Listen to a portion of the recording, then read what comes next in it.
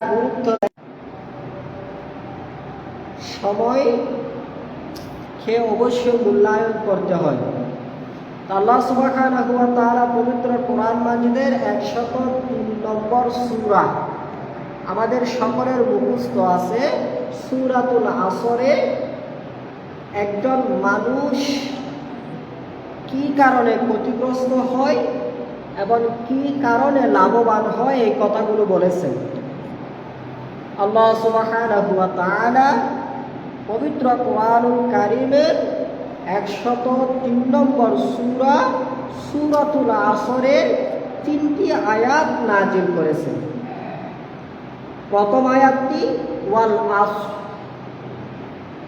দ্বিতীয় আয়াতটি ইন্নাল ইনসানা লাফি খুসর, তৃতীয় আয়াতটি ইল্লাল্লাযীনা আমানু ওয়া আমিলুস সলিহাতি ওয়া তাওয়াসাউ বিল হাক্কি ওয়া তাওয়াসাউ বিস সবরি।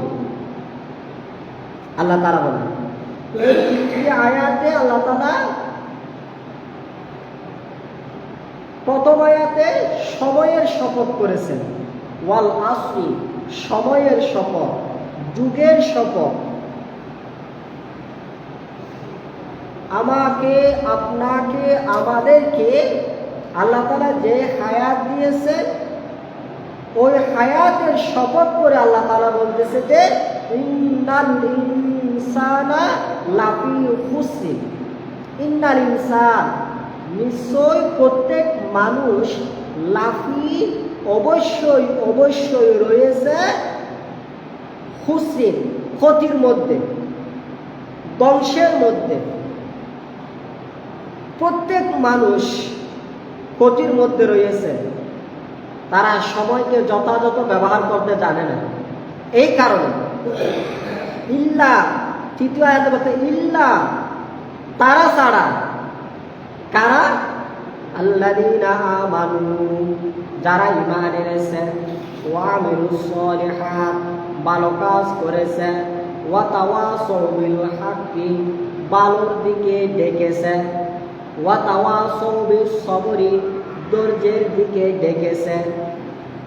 ঈমান, আমল, দাওয়াত, সবর।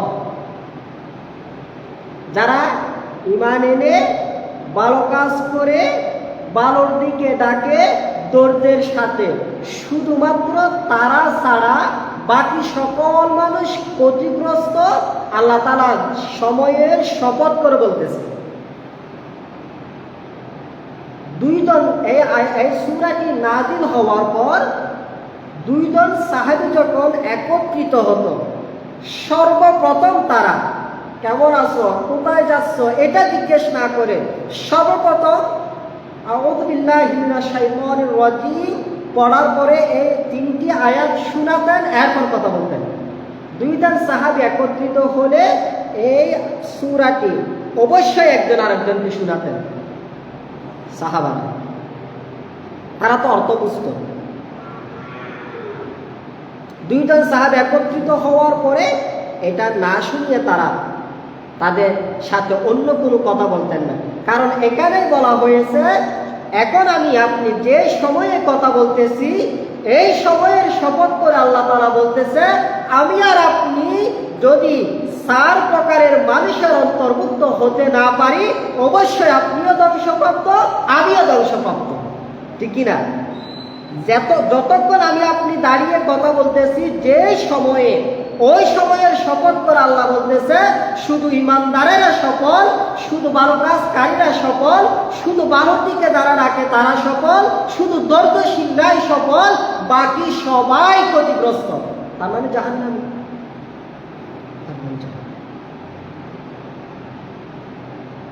তো দুইজন সাহাবী একত্রিত হলে এই তিনটি আয়াত তার একজন আরেকজনকে শোনাতেন, অবশ্যই শোনাতেন। ইমাম শাফিঈ রাহমাতুল্লাহি আলাইহি তিনি জন্মগ্রহণ করেছিলেন 150 হিজরিতে, পৃথিবী থেকে বিদায় নিয়েছিলেন 204 হিজরিতে। মাত্র 54 বছর পৃথিবীতে বেঁচে ছিলেন। দ্বিতীয় ইমাম। প্রথম ইমাম মাযহাবের আবু হানিফা, দ্বিতীয় ইমাম শাফি। ইনি ফিলিস্তিনের গাজাতে জন্মগ্রহণ করেছিলেন, ইমাম শাফি রাহিমাহুল্লাহ। ইমাম শাফি রাহিমাহুল্লাহ তো ইসলামের বড় আলেম, মুজতাহিদ, কোরআন এবং হাদিসের যথেষ্ট জ্ঞান রাখে, ঠিক কিনা?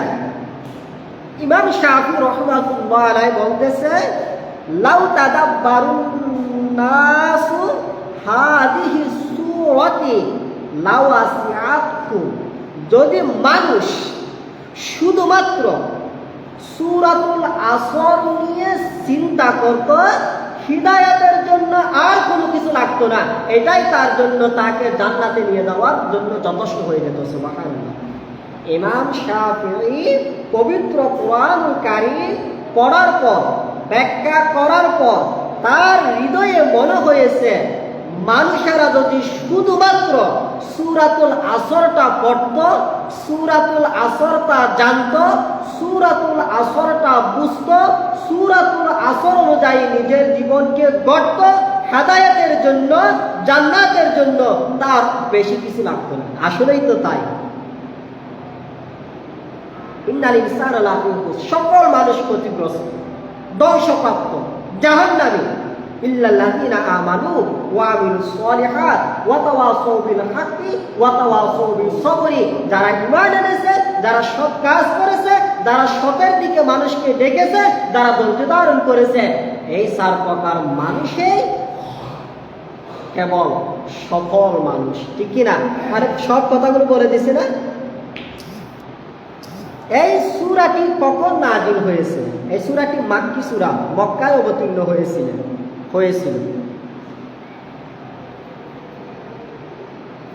ইসলামের প্রথম খলিফা আবু বকর রাদিয়াল্লাহু তাআলা আনহু, তিনি এবং তার একজন বন্ধু গোলাহ ইবনে উমাইয়া, আবু বকর সিদ্দিক রাদিয়াল্লাহু তাআলা আনহু ইসলাম ধর্ম তখনও গ্রহণ করেনি। তিনি এবং তার বন্ধু গোলাহ ইবনে উমাইয়া একেবারে ঘনিষ্ঠ বন্ধু, সব সময় কথাবার্তা বলতো, আড্ডা গল্প যেখানে সেখানে বন্ধুর মতো থাকতো। তো আবু বকর সিদ্দিক রাদিয়াল্লাহু তাআলা আনহু যখন ইসলাম গ্রহণ করে ফেলেছে, এখন তো তিনি আর আগের মতো জীবনযাপন করতেছেন, ইসলাম গ্রহণ করেছে, এখন ইসলামের মতো জীবনযাপন করতেছে। তো তিনি ইসলামের বেশি সময় দেওয়ার কারণে তার ব্যবসা বাণিজ্য আগের মতো হচ্ছে না, আগের মতো সময় দিতে পারতেছে না। তো সময় কম হলে তো ব্যবসাও কম হবে, ঠিক কিনা? এই গোলাহ ইবনে উমাইয়া এই সুযোগে তার কাছে এসে বলতেছে, বন্ধু তুমি কি করলা? মুহাম্মাদের কথা শুনে তুমি মুসলিম পরিচয় দিচ্ছ, তোমার আগের ব্যবসায় যে একটা জমজমাট ছিল, এখন দেখছো তোমাকে ধ্বংসে পেয়েছে। এই যে মুহাম্মাদকে গ্রহণ করার কারণে, মুহাম্মাদের কথাগুলি শোনার কারণে, ইসলামের দাবিদার নিজেকে পরিচয় দেওয়ার কারণে রব তোমার উপর অসন্তুষ্ট হয়ে তোমার ব্যবসা থেকে বরকত উঠিয়ে নিয়েছে। দেখছো? দেখেন, হযরত আবু বকর রাদিয়াল্লাহু তাআলা আনহুকে এই কথা বলার পর আল্লাহ তাআলা এই সূরাটি নাজিল করে দিয়ে মুহাম্মদ সাল্লাল্লাহু আলাইহি ওয়াসাল্লামকে জানিয়ে দিয়েছেন, ও আল্লাহর হাবিব, আবু বকরের যে বন্ধু যেই কথাটি বলেছে, এই কথার উত্তরটা তোমরা তাকে দিয়ে এসো। বলো আবু বকরকে উত্তর দিতে হবে না, আবু বকরের উত্তর আমি আশাদিন থেকে দিচ্ছি, তাকে শুনিয়ে রাখো। কেবলমাত্র যারা ঈমান এনেছে, যারা সৎ কাজ করেছে, যারা সতের দিকে মানুষকে ডাকে, তারা ধৈর্য ধারণ করে, কেবলমাত্র তারা ছাড়া বাকিরা সবাই ক্ষতিগ্রস্ত। অর্থাৎ বলে দাও, দিতে বলো, আবু বকর ব্যবসায় বরকত কম হওয়ায় ক্ষতিগ্রস্ত নয়, কারণ আবু বকর ঈমান এনেছে, আবু বকর ভালো কাজ করতেছে, আবু বকর ভালোর দিকে দাওয়াত দিচ্ছে, আবু বকর ধৈর্যের সাথে জীবনকে অতিবাহিত করছে।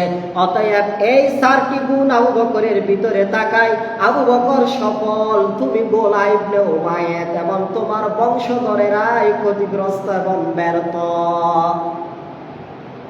এই জন্য দুনিয়ার সফলতায় যে একমাত্র সফলতা তা নয়, দুনিয়ার সফল তো সেই যে ব্যক্তি নিজেকে ইমানদার হিসাবে আল্লাহর সামনে দাঁড় করাতে পেরেছে, যে ব্যক্তি নিজে একজন সৎ ব্যক্তি হিসাবে আল্লাহর সামনে দাঁড়াতে পারবে, যে ব্যক্তি নিজে একজন দ্বীনের দায়ী হিসাবে, রাসূলের ওয়ারিস হিসাবে আল্লাহর সামনে দাঁড়াতে পারবে, যে ব্যক্তি দ্বীন, ঈমান এবং দাওয়াতের উপর অটল থাকতে গিয়ে অসংখ্য নির্যাতনের শিকার হওয়ার পরও ধৈর্যের সাথে মোকাবেলা করেছে, এই ব্যক্তিটাই তো কেবলমাত্র সফল, ঠিক কিনা?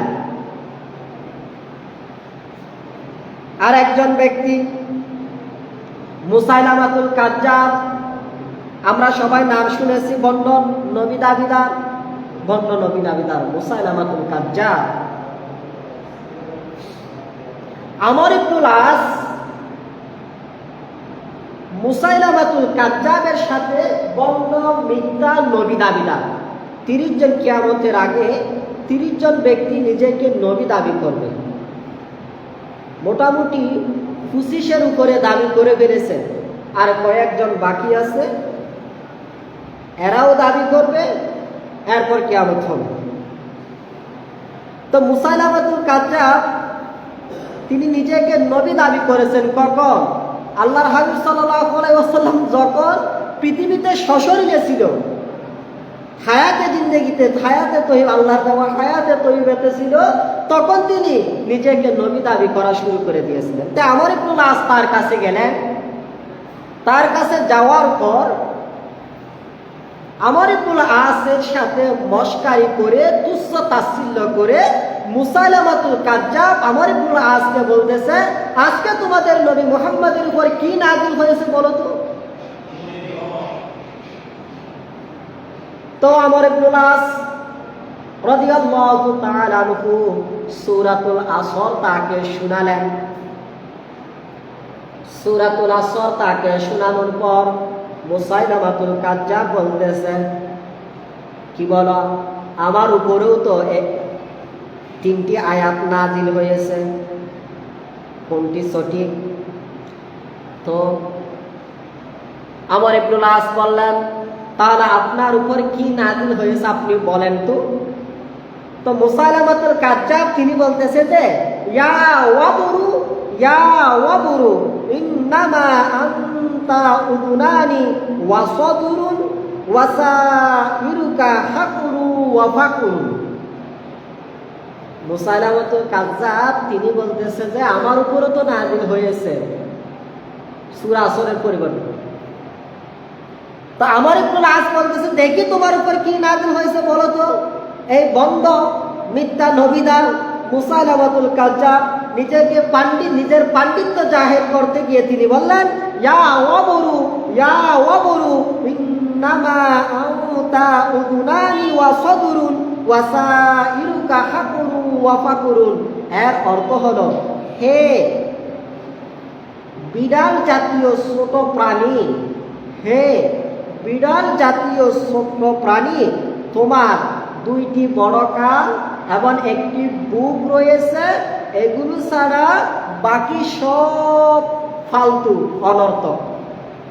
দেখছেন কোথায় সূরাতুল আসর, সময়ের শপথ, সকল মানুষ ক্ষতিগ্রস্ত, যারা ঈমান এনেছে, যারা সৎ কাজ করেছে, যারা সত্যের দাওয়াত দিতে থাকে, যারা ধৈর্যের দাওয়াত দিতে থাকে, এরকম আল্লাহর কথার বিপরীতে তিনি বলতেছে, হে বিড়ালের মতো ছোট প্রাণী, হে বিড়ালের মতো ছোট প্রাণী, তোমার 2টি বড় কান এবং একটি বুক রয়েছে, এগুলো ছাড়া বাকি সবগুলো অনর্থক। একটা কথা হলো, এই গন্ড মুসাইলামাতুল কাজ্জাব এত বড় গন্ড মূর্খ যে ওই প্রাণীটার নামটাও তিনি জানে না।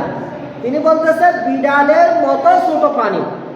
একটা কথা হলো, তুমি বলো এটা ময়না পাখি, হে ময়না পাখি, হে দোয়েল পাখি, হে কাক, হে কবুতর, এরকম বলো। তিনি নবীর সাথে পাল্লা দিতে চায়, অথচ বিড়ালের মতো ছোট প্রাণীটার নামটা উল্লেখ করতে পারে না। কত বড় গন্ড মূর্খ, তিনি নবীর সাথে পাল্লা দিতে চায়।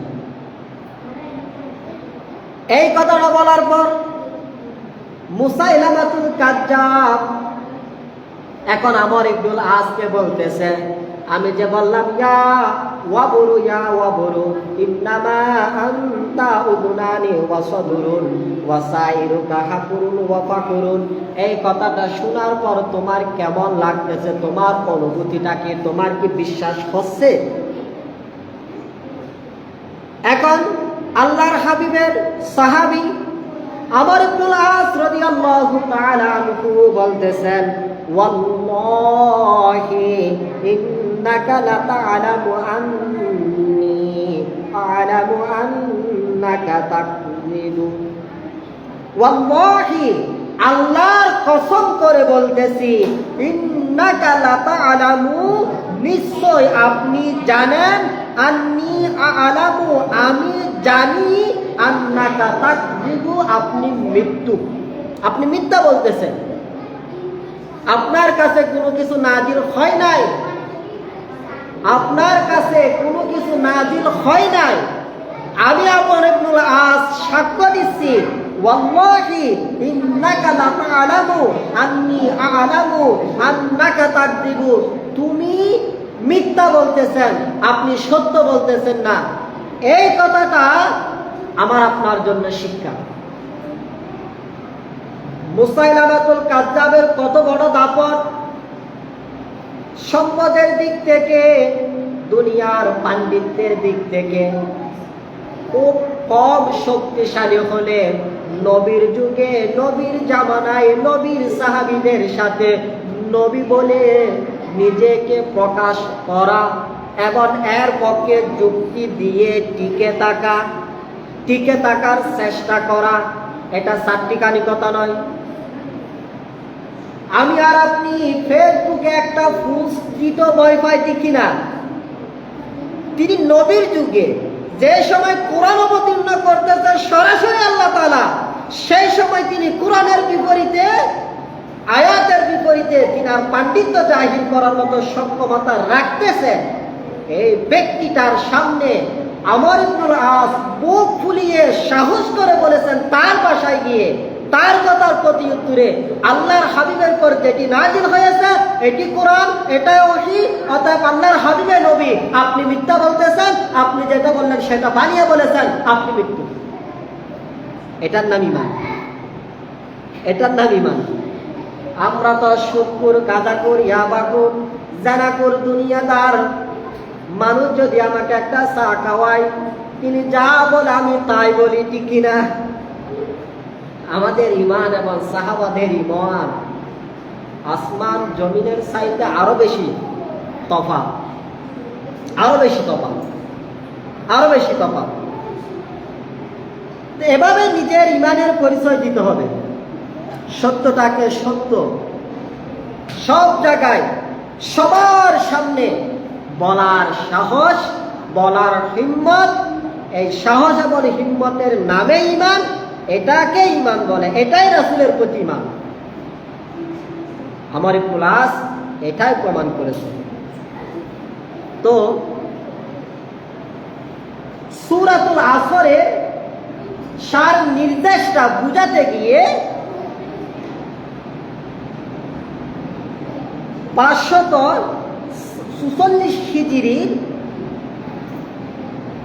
বিখ্যাত একজন ইসলামিক পণ্ডিত, কোরআনের মুফাসসির আল্লামা ইমাম রাজি রাহিমাহুল্লাহ, তিনি সূরাতুল আসরটা সামনে খুলে চিন্তা করতেছেন, এত অল্প আয়াত, 150 হিজরির থেকে নিয়ে 204 হিজরিতে জন্মগ্রহণ করা, 150 হিজরিতে জন্মগ্রহণ করে 204 হিজরিতে মৃত্যুবরণকারী ইমাম শাফিঈ এই কথা বলেছেন, এটাই যথেষ্ট।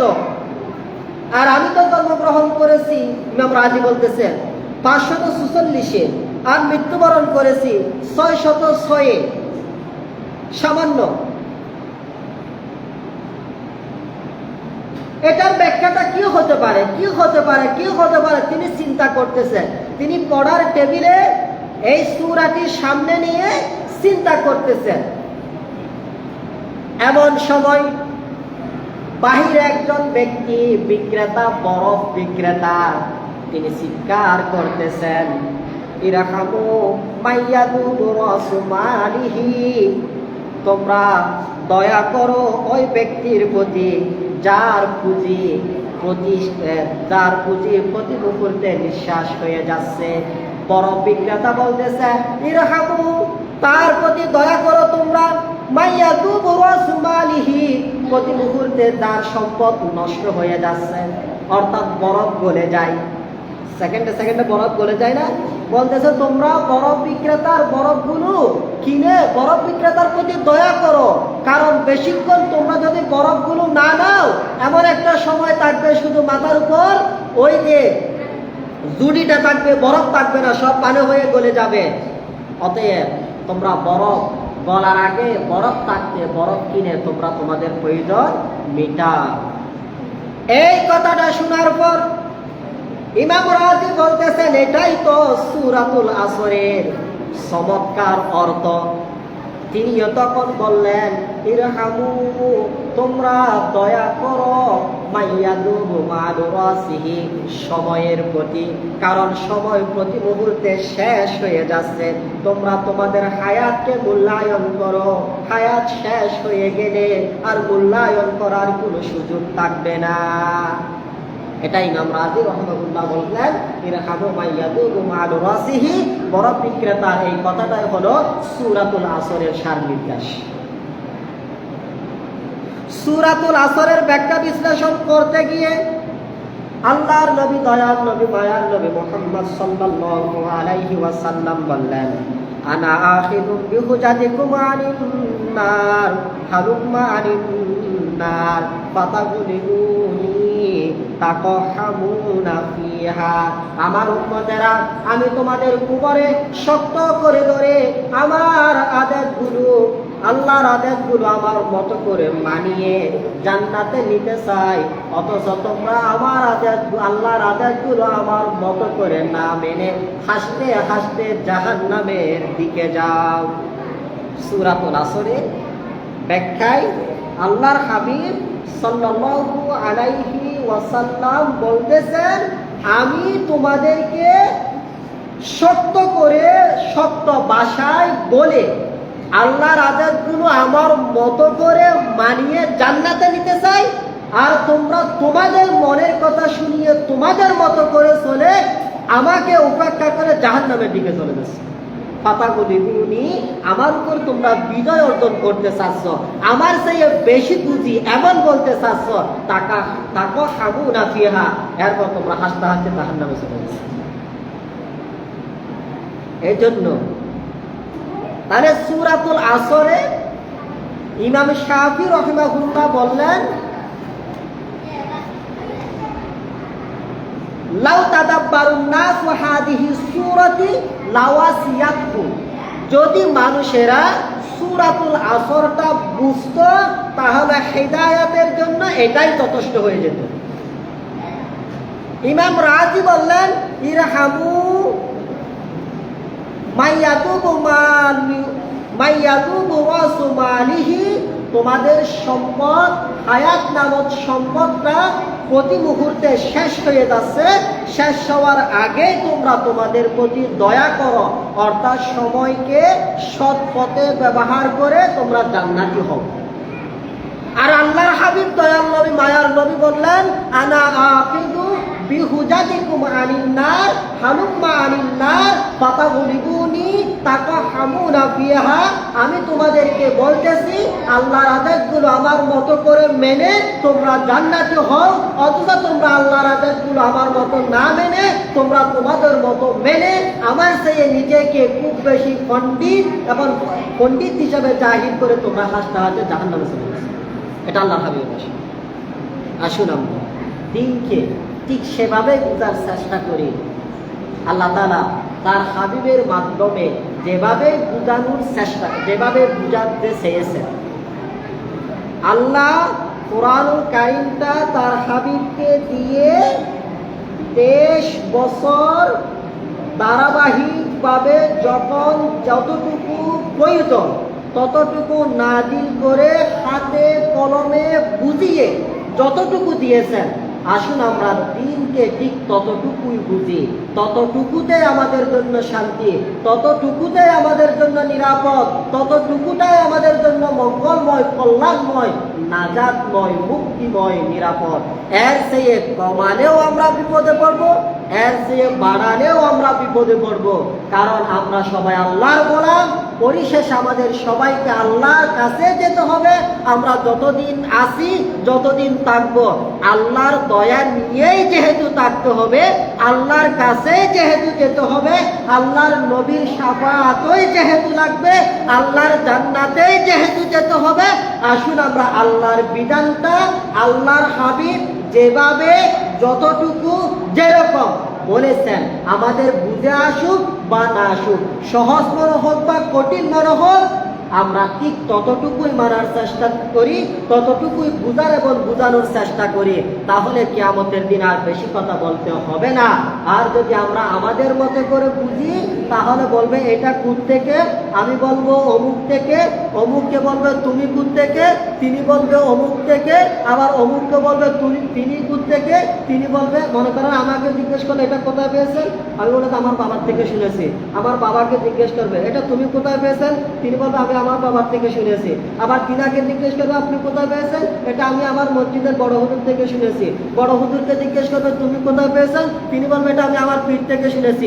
পীরকে জিজ্ঞেস করবে তুমি কোথায় পেয়েছো, তিনি বলবে এটা আমার দাদা হুজুর থেকে পেয়েছি।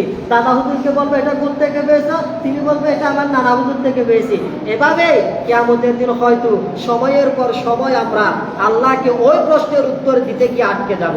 আর যদি আমরা যতটুকু আল্লাহ জ্ঞান দিয়েছেন, এলম দিয়েছেন, ঠিক ততটুকু অনুযায়ী যদি আমরা কোরআনটাকে পড়ে, হাদিসটাকে বুঝে, নিজেই যদি বলি এটা কোথায় পেয়েছো, এটা কোরআনের এই আয়াত থেকে পেয়েছি, তাহলে আর কাউকে আমাকে দেখাতে হবে না। আসুন আমরা দিনকে কঠিন না করি, দিনকে কঠিন না করি, দিনকে কঠিন না করি, বাংলাদেশে আর আগুন না জ্বালাই। এই দেশটা 54-55 বছর হয়ে গেছে, এখনো পর্যন্ত কুরআনুল কারীমের একটি আয়াত সংসদের কোনো কানায়ও নাই, একটা আয়াত,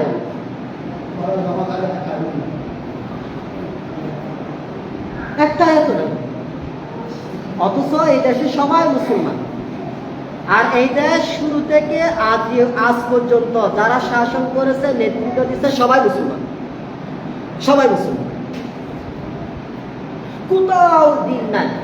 আসুন আমরা এই দিনকে আমরা নিজেরাই মানার চেষ্টা করি এবং সমাজকে মানানোর চেষ্টা করি।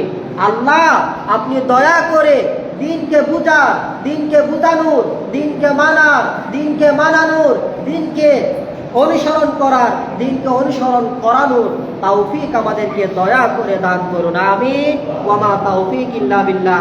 আসসালামু